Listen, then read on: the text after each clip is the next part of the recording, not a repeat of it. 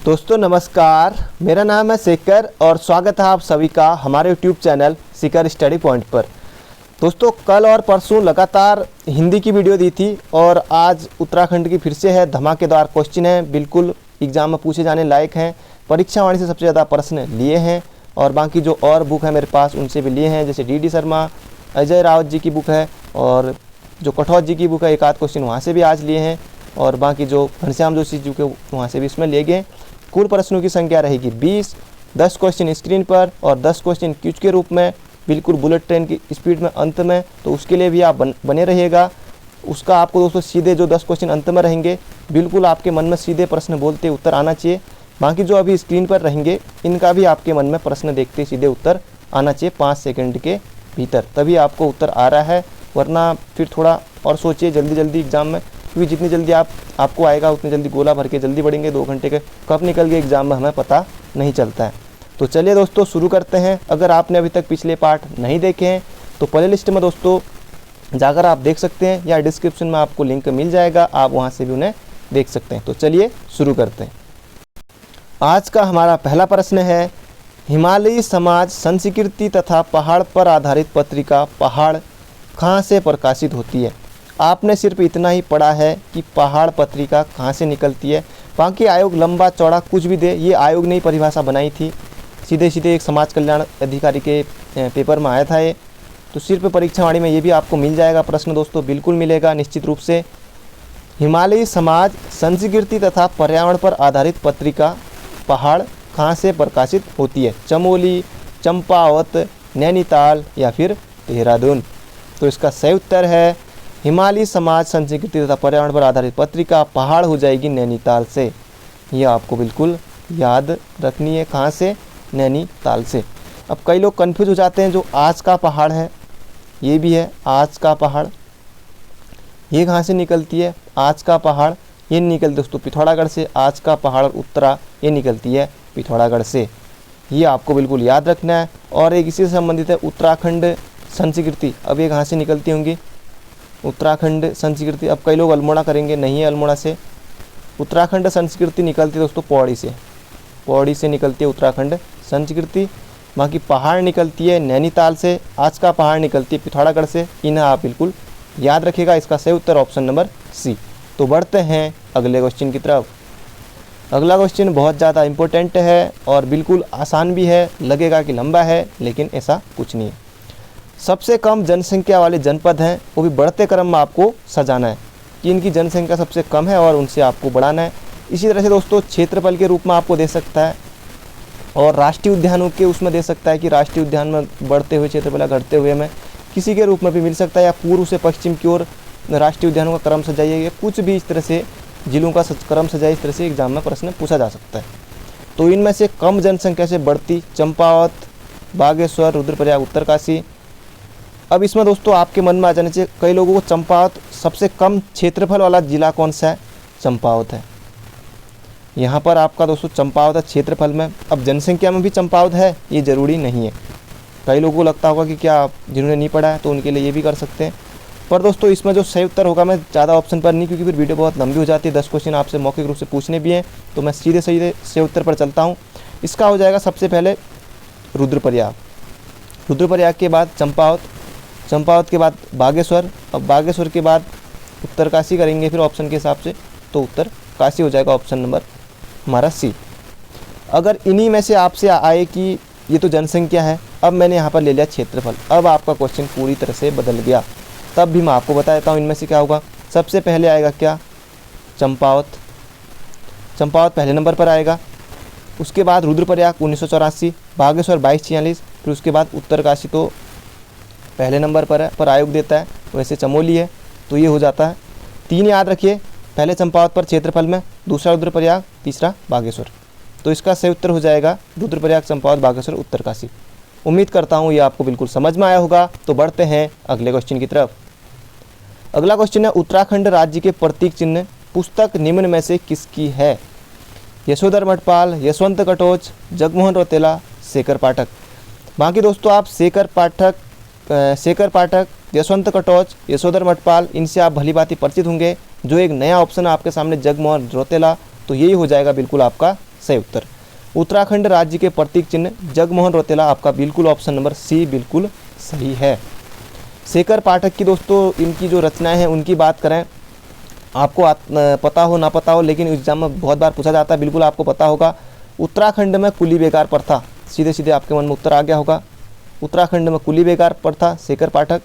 और एशिया की पीठ पर, एशिया की पीठ पर, ये भी इनकी रचना है शेखर पाठक की। और इनकी पत्नी उमा भट्ट ने भी उसको लिखा था, उमा भट्ट, वो इनकी पत्नी थी। उमा भट्ट नहीं है, अभी नैनीताल में है शेखर पाठक, तो इन नैनीताल से संबंध।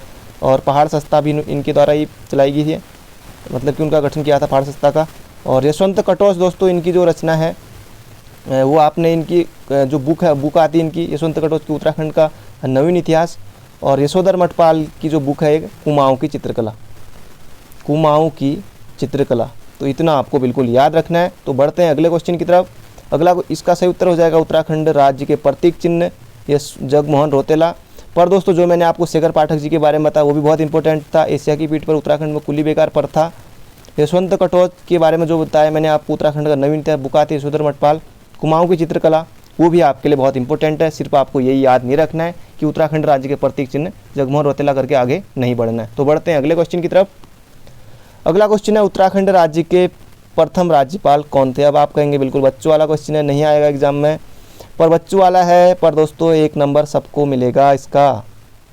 अब आपसे मैं पूछता हूं कि आपको बताना है उत्तराखंड के प्रथम राज्यपाल किस जनपद से संबंधित, नहीं सॉरी जनपद कर रहा हूँ, किस राज्य से संबंधित है, ये आपको बताना है। अब बहुत से लोग तो इसी में बेहोश हो गए। उत्तराखंड के प्रथम राज्यपाल कौन थे आपको बताने की जरूरत है नहीं, इसका सही उत्तर है option number C, Surjit Singh Barnala.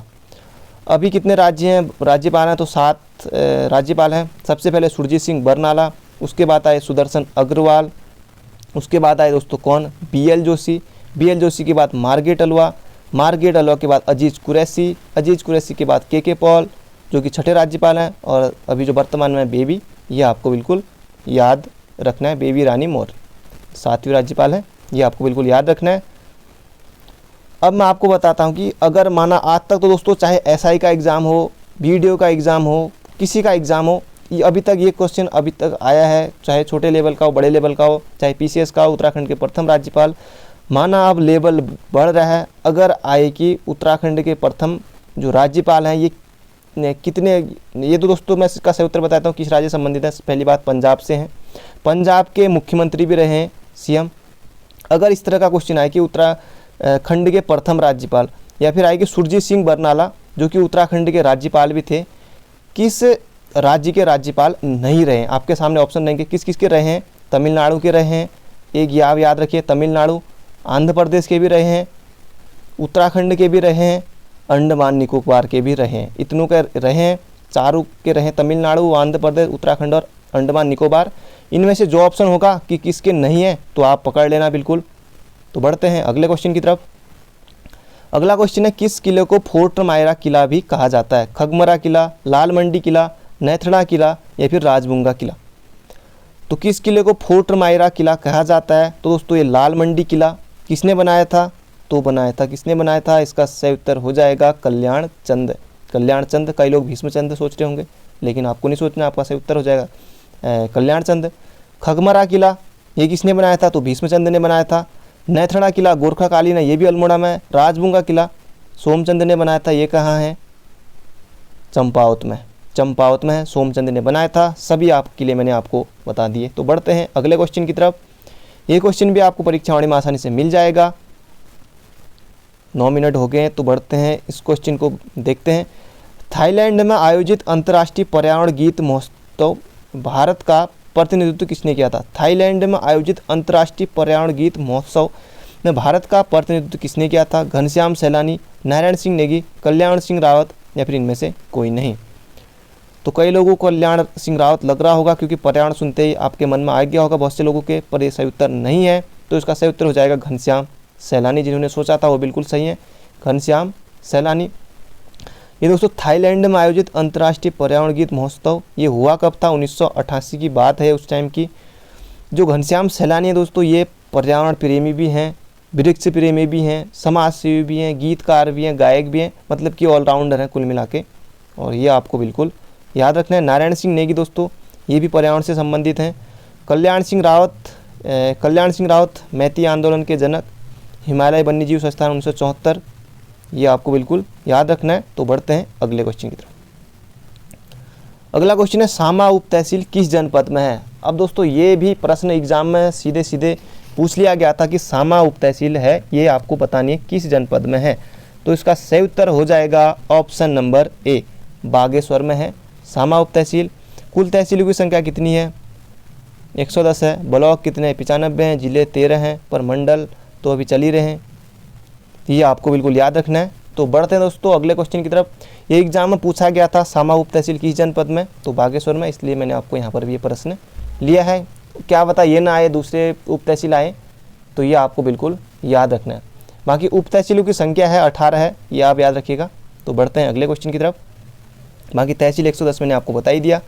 अगला क्वेश्चन इंपॉर्टेंट है, उत्तराखंड में कुल कितने नगर निगम है? 8, 9, 10, 7। अब बहुत लोग नगर निगम और छावनी परिषद में कंफ्यूज रहते हैं, 8 या 9 पर। तो उत्तर रहा होगा, पर जिनमें सही उत्तर है उनका तो सही बात है, लेकिन बहुत लोग कंफ्यूज रहते हैं। तो उत्तराखंड में नगर निगम हो जाएंगे दोस्तों कितने? 8। 9 हो जाएगा क्या? छावनी परिषद, छावनी यानी कि जहाँ सेना रहती है। 9 हो जाएंगे छावनी परिषदें, और 8 हो जाएंगे आपके नगर निगम। तो ये आपको बिल्कुल याद रखना है। तो बढ़ते हैं अगले क्वेश्चन की तरफ। अगला क्वेश्चन अंगाली मठ स्थित है। दोस्तों ये जो डी शर्मा जी की बुक है, पहले ही में ही आपको मिल जाएगा। अंगाली मठ स्थित है टिहरी, अल्मोड़ा, पौड़ी, उत्तरकाशी। तो अंगाली मठ कहाँ है? तो ये है टिहरी में। तो ऑप्शन नंबर ए आपका 100% बिल्कुल ही सही है। तो बढ़ते हैं दोस्तों अगले क्वेश्चन की तरफ। अगला क्वेश्चन है, उत्तराखंड में अल्पसंख्यक दिवस मनाया जाता है 15 दिसंबर, 18 दिसंबर, 8 दिसंबर, 28 दिसंबर। 18 दिसंबर को मनाया जाता है। ऑप्शन नंबर बी बिल्कुल सही है। तो दोस्तों अब शुरू करते हैं, हो जाइए तैयार मौखिक रूप से सुनने के लिए, जिन्हें मैं नोट्स से पूछता हूँ। 11वां प्रश्न है दोस्तों आपके सामने। अगर आपने वीडियो को लाइक नहीं किया तो एक लाइक जरूर से करें। 11वां प्रश्न है, लाल बहादुर शास्त्री राष्ट्रीय प्रशासनिक अकादमी, लबासना, लाल बहादुर शास्त्री। आपके मन में ये भी आ जाना चाहिए, हो सके तो कमेंट बॉक्स में लिखिएगा लाल बहादुर शास्त्री प्रशासनिक अकादमी कहाँ है और इसकी स्थापना कब हुई थी। दोनों मैं आपको बताऊंगा। लाल बहादुर शास्त्री, इसका सही उत्तर है दोस्तों 1 सितंबर 1959 को। आपने भी बिल्कुल सही सोचा अपने मन में, बहुत बधाई के पात्र हैं आप। 1 सितंबर 1959 को लाल बहादुर शास्त्री प्रशासनिक अकादमी की स्थापना 1 सितंबर 1959 को हुई थी। कहाँ हुई थी? हमारे मसूरी में। मसूरी में, ये आपको बिल्कुल याद रखना है, एग्जाम में पूछा जाता है और अगर आएगा तो जरूर याद रखेंगे। अगला क्वेश्चन है 12वां क्वेश्चन, बाल सभा की स्थापना कब हुई थी। अब आपको बताना है कब हुई थी, किसने की थी। दोनों बाल सभा एग्जाम में आता है, बाल सभा बहुत ज़्यादा इंपॉर्टेंट है। बाल सभा की स्थापना हुई थी दोस्तों 1935 में। एक प्रश्न तो आपका यही हो गया, सिर्फ कहने के लिए 20 क्वेश्चन है और 20 में से आपको स्कोर बताना है। बाल सभा की स्थापना हुई थी 1935 में, किसने की थी? सत्य प्रसाद रतूड़ी, सत्य प्रसाद रतूड़ी ने। ये आपको बिल्कुल याद रखना है, बाल सभा 1935, सत्य प्रसाद रतूड़ी। इससे पहले मैंने पूछा था कि लवासना की स्थापना कब हुई थी, यानी कि लाल बहादुर शास्त्री प्रशासनिक अकादमी 1 सितंबर 1959 को मसूरी में। तो 13वां प्रश्न है, ग्राम्य विकास संस्थान। दोस्तों जो लोग वीडियो की कर रहे हैं, क्या पता एग्जाम में फंस जाए ये प्रश्न। ग्राम्य विकास संस्थान किसी में भी आ सकता है, ऐसा नहीं है कि उनमें ही आए। ग्राम्य विकास संस्थान कहाँ स्थित है? तो ये है, पहली बात तो ग्राम्य विकास संस्थान कहाँ स्थित है। एक क्वेश्चन तो यही हो गया, रुद्रपुर। आयोग ये भी पूछ सकता है कहाँ स्थित है रुद्रपुर, देहरादून, अल्मोड़ा, नैनीताल, कुछ भी ऑप्शन बन सकते हैं। रुद्रपुर में स्थापना कब हुई थी? 2002 में। अब जो भी आए प्रश्न आपको गलत नहीं करना है। ग्राम्य विकास संस्थान कहाँ है? तो रुद्रपुर में है। स्थापना कब हुई थी? 2002 में। दोनों प्रश्न आपके तैयार हैं। 14वां प्रश्न है कि वर्तमान का जिम कार्बेट किसे कहा जाता है। जिम कार्बेट किसे कहा जाता है वर्तमान का? तो इसका सही उत्तर है लखपत सिंह रावत। लखपत सिंह रावत। अगर आप नोट्स बना रहे हैं तो अच्छी बात है, वरना आप कमेंट बॉक्स में भी लिख सकते हैं। लखपत सिंह रावत वर्तमान जिम कार्बेट कहा जाता है। अगला क्वेश्चन है दोस्तों 15वां क्वेश्चन है, हिमगंगा। कई लोगों ने नाम सुना हो ना सुना हो, पर जो लोग अच्छी तैयारी करते हैं उन्होंने जरूर सुना होगा। हिमगंगा का उद्गम कहाँ से होता है? दोस्तों जो चमोली में हेमकुंड साहिब झील है, हेमकुंड, तो वहीं से होता है। ये मैंने होमकुंड लिख दिया, पर होमकुंड और हेमकुंड दोनों चमोली में, लेकिन हेमकुंड है वो, मैंने गलती से लिख दिया था होमकुंड, तो ये हो जाएगा हेमकुंड से। हेमकुंड साहिब चमोली में, यहाँ से निकलती कौन सी नदी? हिमगंगा नदी। तो 16वां प्रश्न है, हिमालय साक्षी है। एग्जाम में आता है हिमालय साक्षी है, ये रचना है, ये किसकी है, ये आपको बताना है। हिमालय साक्षी है, तो इसका सही उत्तर हो जाएगा हिमालय साक्षी है, तो ये है महावीर प्रसाद गैरोला। महावीर प्रसाद गैरोला सही उत्तर है। क्वेश्चन क्या था? हिमालय साक्षी है, रचना किसकी है? तो महावीर प्रसाद गैरोला की। इसी से मिलता जुलता एक और है, समय साक्षी है, वो भी मैंने आपको बताना ज़रूरी है, क्योंकि ये भी एग्जाम में आया था कि समय साक्षी किसकी है? समय साक्षी, तो ये हो जाएगा समय साक्षी है हिमांशु जोशी, हिमांशु जोशी। और तिब्बत की बेटी किसकी है, ये आपको बताना है कमेंट बॉक्स में। तो बढ़ते हैं अगले क्वेश्चन की तरफ।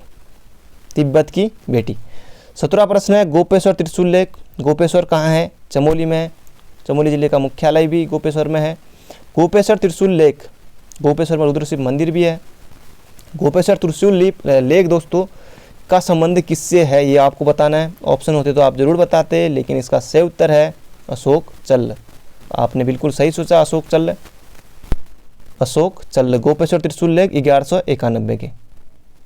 दोस्तों मुझे लगता है कि जो अंत में 10 क्वेश्चन भी मैं आपको देता हूँ मौखिक रूप से, इसका भी आपको फायदा निश्चित रूप से होता होगा, क्योंकि ये भी इंपॉर्टेंट क्वेश्चन है, एग्जाम में पूछे जाने लायक बिल्कुल है। आपको खुद ही लग रहा होगा जो भी मैं आपको क्वेश्चन देता हूँ कहीं ना कहीं वो इम्पोर्टेंट तो है ही।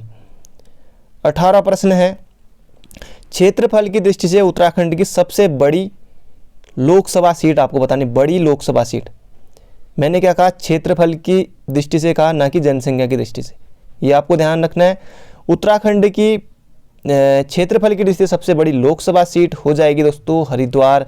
नहीं है, जिन्होंने हरिद्वार किया बिल्कुल गलत है। हरिद्वार जनसंख्या के हिसाब से है, क्षेत्रफल के हिसाब से उत्तराखंड की सबसे बड़ी लोकसभा सीट हो जाएगी कौन सी? तो पौड़ी, पौड़ी, ये आपको बिल्कुल याद रखना है। पढ़ते हैं 1900 क्वेश्चन की तरफ। अभी आपको जाना नहीं है, एक क्वेश्चन और बचा है, एक नहीं अभी 2-3 बनेंगे आपके। झिलमिल ताल कहाँ है? झिलमिल ताल, तो आपने बिल्कुल सही सोचा, झिलमिल ताल, श्यामला ताल, तो इसका सही उत्तर हो जाएगा कहाँ? चंपावत में, चंपावत में। झिलमिल ताल और श्यामला ताल चंपावत में। और झिलमिल गुफा, हाँ झिलमिल गुफा, अगर ये आए, क्योंकि झिलमिल ताल तो बहुत बार आता है, झिलमिल गुफा, तो ये हो जाएगी पौड़ी में, पौड़ी में। ये आपको बिल्कुल याद रखना है। तो बढ़ते हैं अगले क्वेश्चन की तरफ। 20वां क्वेश्चन है, आखिरी क्वेश्चन है, उत्तराखंड में कृषि विभाग की स्थापना कब हुई थी? उत्तराखंड में कृषि विभाग की स्थापना कब हुई थी? तो ये आपको याद रखना है, उत्तराखंड में कृषि विभाग की स्थापना कब हुई थी? 2003 में। डेट आए तो 2 अगस्त 2003 को, ये आपको बिल्कुल याद रखना है, 2 अगस्त 2003 को। तो ये थे दोस्तों आज के क्वेश्चन। वीडियो को लाइक नहीं किया तो एक लाइक ज़रूर करें और अपने दोस्तों के साथ भी इसे ज़रूर शेयर करें, और जाते जाते अगर आप नए हैं तो इसे सब्सक्राइब भी ज़रूर करें। तो आने वाली नोटिफिकेशन आपके पास हर रोज़ आएगी। तो दोस्तों मिलेंगे कल को एक नई वीडियो के साथ, तब तक अपना ध्यान रखिएगा, तैयारी करते रहिए। Bye bye.